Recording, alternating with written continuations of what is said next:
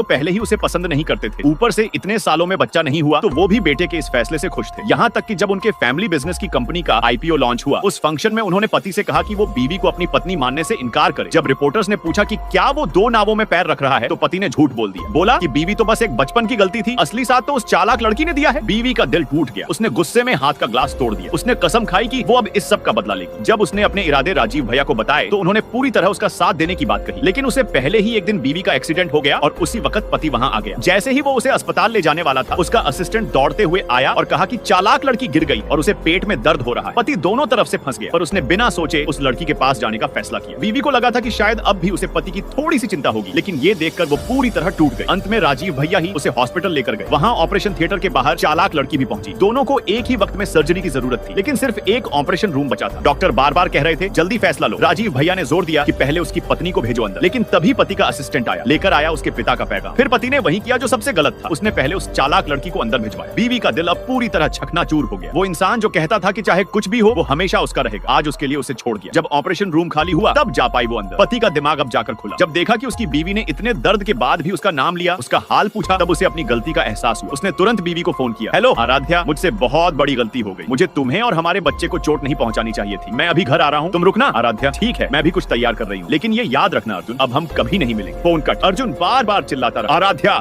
आराध्या, पर अब बहुत देर हो चुकी थी।